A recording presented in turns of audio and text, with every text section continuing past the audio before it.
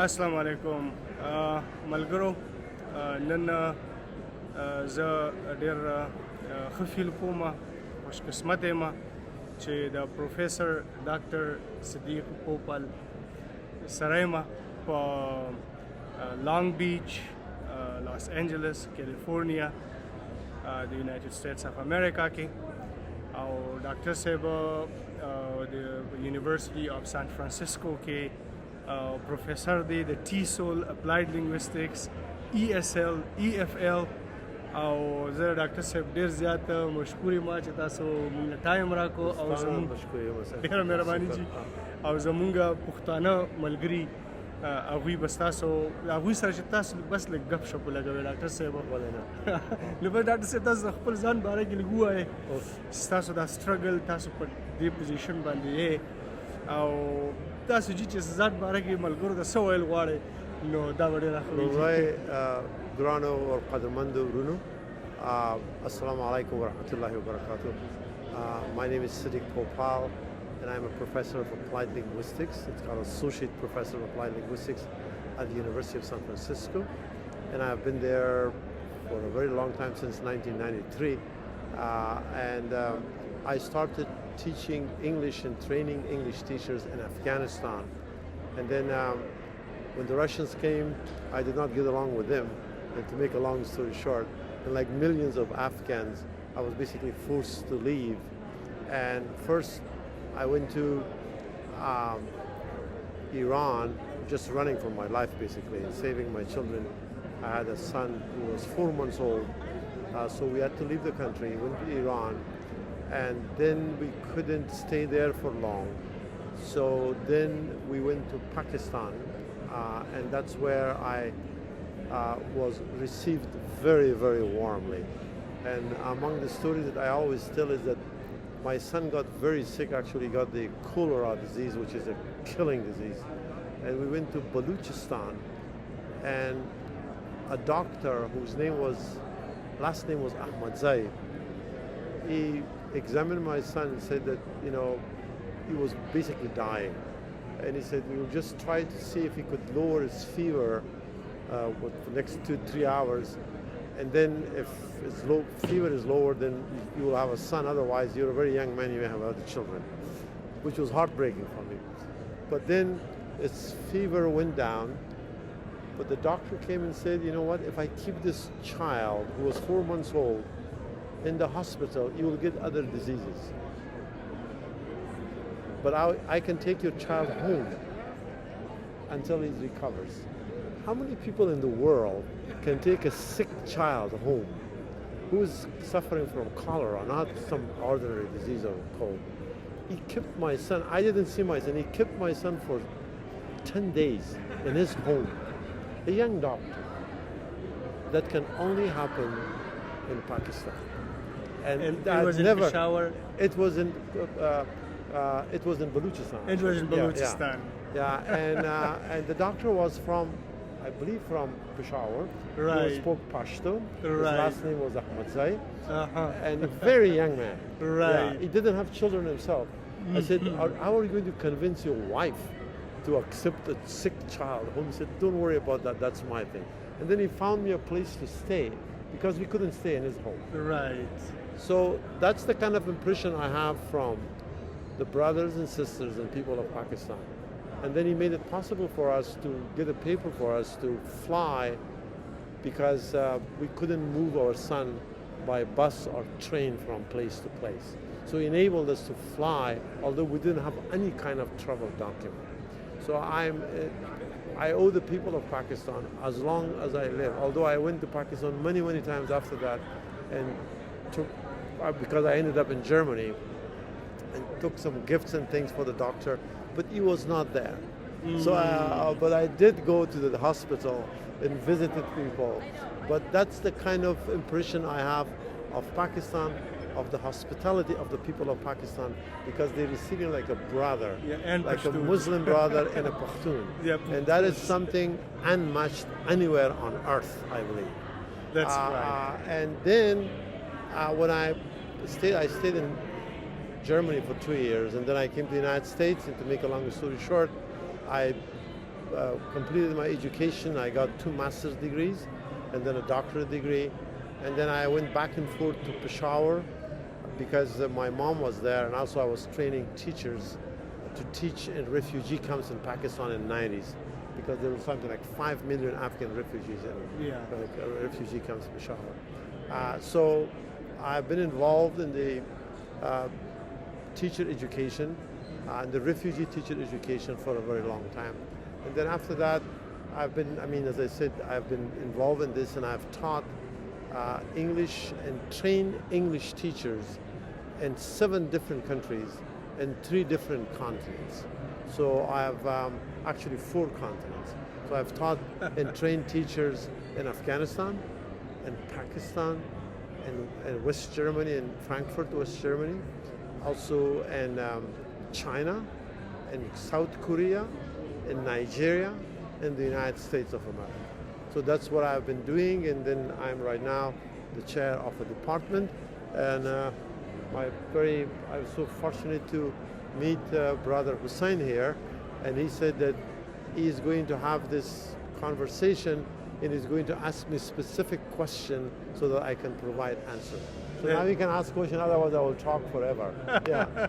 So Dr. Saab, thank you very much. This was such a lovely and personalized tale thank you. of you and your family in Pakistan, in Peshawar. Yes. I think I forgot to introduce myself. I'm Hussein from the University of from Queen's University, Kingston, Toronto, Canada.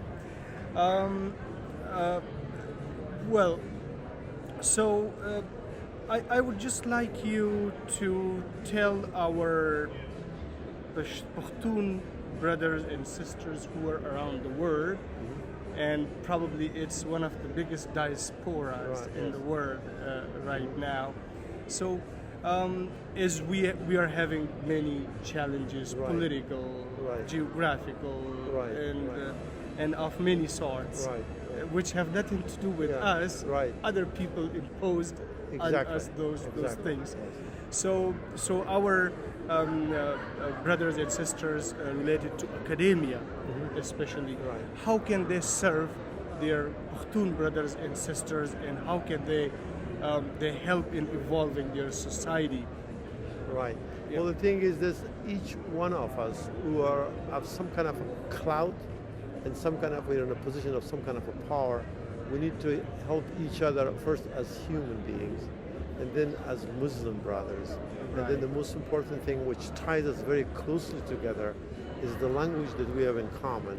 And that's a very unique language that's only spoken in 3 countries in the whole world. And that is Afghanistan, Pashtunistan, Pakistan, and India. So I think India has more Pashto speakers than I think the population in Afghanistan and Pakistan combined. Is that correct or not? I read somewhere that there are a lot more Pashto speakers in India. Well, I'm not very well aware of the demographics, but that's about Muslims. That's about Muslims. Pashtuns are there, but I don't think they speak They the make language. the majority, So the brothers that are coming here and where I am, so I'm also the head of a refugee resettlement agency. It's also a mosque. It's called the Nur Islamic and Cultural Community Center. That it's actually famous for being a Pashtun mosque.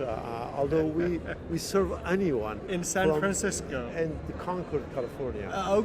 Really? So we have been marked or stamped that this is but this is for all Muslim, for anyone who speaks any language. We have Arab brothers, we have Farsi speakers, we have Pashto speakers, all of that. But so we do help a lot of Afghans to come lately since actually August of 2021, after the collapse of Afghan government and the empowerment of Taliban. A lot of Afghans have come, and most of them are Pashto speakers. And they primarily come from Jalalabad, and they have unique problems, but the good thing is a lot of the male population, they're educated, they speak English fluently, and their kids, and they come to me, and as soon as they find out that I'm also a Popal and somebody who can speak their language, they get very excited. Yeah. And I do everything I can to help them, and they feel very comfortable when they see that somebody who speaks their language, and they is also there to help. Right. And so I've been doing that to help them resettle, to help their kids get the education, to help the male and female population, that they can, mostly male, that they can go and work, to help them find jobs. So I've been trying to be as useful as possible to all Afghans, especially for these people that they come from, mostly from Jalalabad to Concord. And most of them are Pashtuns when They're they come from Jalalabad. Yes, that's I have been to many countries, and I've lived in a couple of countries. I have seen something. Other communities, other marginalized communities, like in India, in Sri Lanka, and in some places, they help each other. Yeah. But what I have seen that we Pashtuns, especially what I have seen in Saudi Arabia and in the Arabian Gulf, we are not as helpful to each other as other communities are. And what I usually say, che the Pushtano so khair khwan nishta di او مونږ چې د خپل ځانم دشمنان یو بل لم خپې وخو نو دا څونه غټه بدقسمتي ده دې باره کې تاسو څه وایئ ډاکټر صاحب؟ Well, nifaq is the biggest but qismati. And unfortunately, there are enemies of Pashtuns, or enemies of all Afghans, is that they divide us along linguistic lines, along religious lines, along sects lines, that you're Shia or you're Sunni or you're this and you're that, and along geographical, lines. And this division has not helped us. It's this division it's just like just what the British came and said that what? Divide and conquer. And that is what's happening to a lot of Muslims, to a lot of Afghans, and a lot of Pashtuns. And Pashtun is not unique. It's all Afghans in general from Afghanistan. They're all divided. It's just that we have in the small area of Concord, there are 2 mosques, and they are, although I try to bring people together, but just because along the linguistic lines they are divided. And that's not a good thing. So we need to be able to help each other. But unfortunately, different regions within Afghanistan that they speak Pashto, they're kind of going against one another. Exactly. We have Pashto speakers in Kandahar, Pashto speakers in Jalalabad, Pashto speakers in the southern part of Afghanistan, Khost and Paktia. They, just because they're from Paktia and the other group is from Kandahar, somehow they don't get along together. And that's a shame, I believe. Yeah. We should be together, and regardless of these geographical divisions. So that's what I say, that we are brothers, we should be together. We share a lot more than what we have to divide us. We share same language, same religion, same humanities. There is no reason and no need for us to be divided and not to help each other. Exactly. We should help each other as a human being. We share that one. And then the language, then the ethnicity, so there is a lot more that we have in common. And the other fact is what? That we have lost our home, we are away, we are basically homeless. That also should be something that will bring us together. But unfortunately, it's not happening.